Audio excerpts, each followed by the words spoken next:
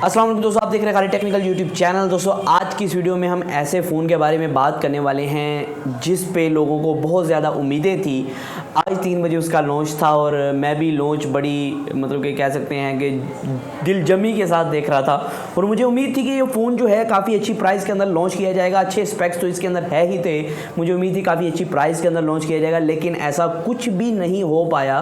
पाकिस्तान के अंदर ही काफ़ी ज़्यादा ओवर प्राइस भी लॉन्च हुआ और इसके अंदर कुछ ऐसे फीचर्स थे जो काफ़ी मतलब कि वो फीचर ऐसे थे कि मतलब इंग्लिश के अंदर अब आपको क्या कहना है, वो फीचर दिल के उतर गए, मतलब कि दिल के ऊपर की जो पौड़ियाँ हैं उधर से उतर गए। तो वो ऐसे फीचर्स थे जैसे कि इसके अंदर 720p का आपको डिस्प्ले दिया गया 30,000 के फ़ोन के अंदर, मतलब कि इसकी प्राइस रखी गई 32,000 रुपया।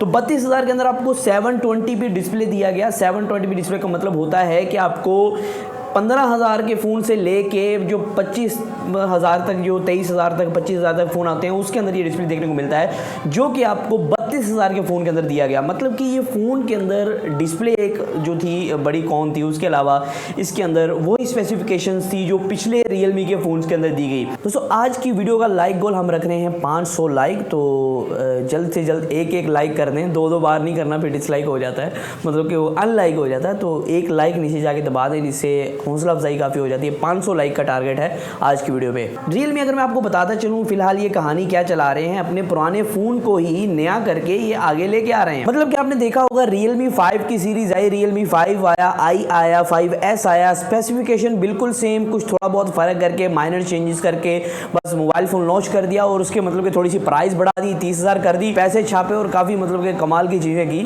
48 मेगापिक्सल कैमरा निकाल दिया जी, ये 48 मेगापिक्सल कैमरा है जी, इसके हम 5,000 एक्स्ट्रा चार्ज करेंगे।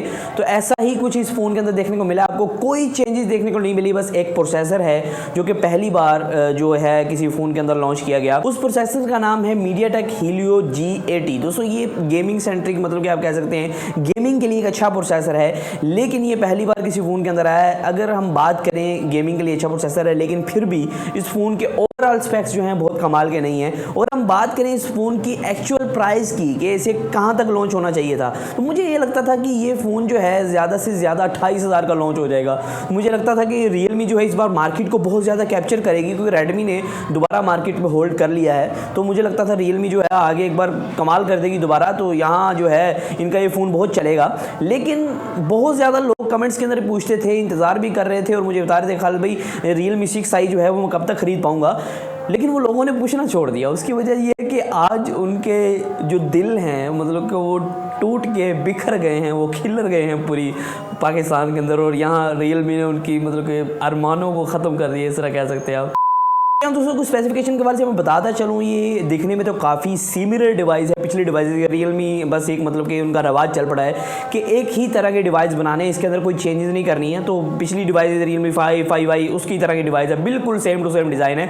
और यहाँ दोस्तों आपको बैक की तरफ क्वाड कैमरा सेंसर मिलता है, 48 मेगापिक्सल का सेंसर मिलता है, 8 मेगापिक्सल का सेंसर मिलता है, अल्ट्रा वाइड जो है 2 मेगापिक्सल का टैब, 2 मेगापिक्सल मैक्रो, वही स्पेसिफिकेशन है। और फ्रंट फेस 16 मेगापिक्सल की आपको जदी पुशी सेल्फी देखने को मिलती है। तो यहाँ दोस्तों मैं आपको बताता चलूँ कि इसके अंदर 5000 mAh की बैटरी है, 8 वाट का फास्ट चार्जर आपको इन द बॉक्स मिलता है, और साथ ही साथ 4 GB रैम, 128 GB की इंटरनल स्टोरेज देखने को मिलती है।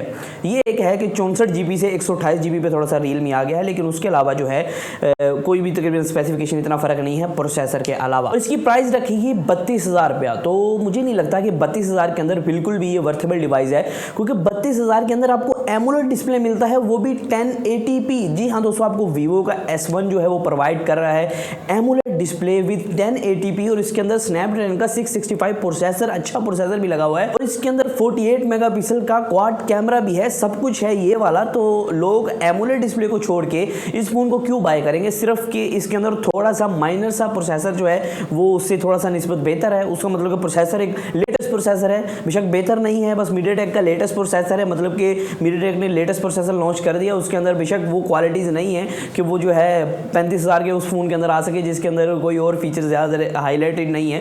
तो ये एक बहुत अच्छी बात नहीं है, ये फ़ोन बहुत कमाल नहीं है। अगर आप ख़रीदने जा रहे थे तो मेरा मशवरा ये होगा कि बिल्कुल मत खरीदिए, क्योंकि ये फ़ोन आपके पैसे ही वेस्ट करेगा। इससे अच्छा ये है कि रेडमी नोट 8 की तरफ चले जाएँ। इसके अच्छा ये है कि अगर रेडमी को नहीं पसंद करते, आप कहते हैं रेडमी यार मुझे अच्छी नहीं लगती, तो आप वीवो की तरफ चले चले जाएँ, वीवो का S1 आपको यहाँ अच्छा देखने को मिलता है, इन्फिनिक्स की तरफ से नोट 7 देखने को मिलता है, तो आप उसकी तरफ जा सकते हैं। बजाय कि ये फ़ोन बाय करने के सिर्फ प्रोसेसर इसके अंदर आपको देखने को मिलेगा जो कि लेटेस्ट है, वो भी अभी इतना ज़्यादा टेस्टेड नहीं है। आप ये नहीं कह सकते कि अभी वही बहुत कमाल परफॉर्मेंस दे रहा है, इसके अंदर जो है इसी ये काट गया Redmi Note 8 Pro को, तो अभी ये भी आप नहीं कह सकते। तो उम्मीद करता हूँ आपको समझ आ गई होगी कि आज की वीडियो में क्या कहना चाहता हूँ। तो आज की वीडियो में सिर्फ इतना ही, फिर मैं हाजिर हूँ नई वीडियो के साथ। अल्लाह हाफिज़।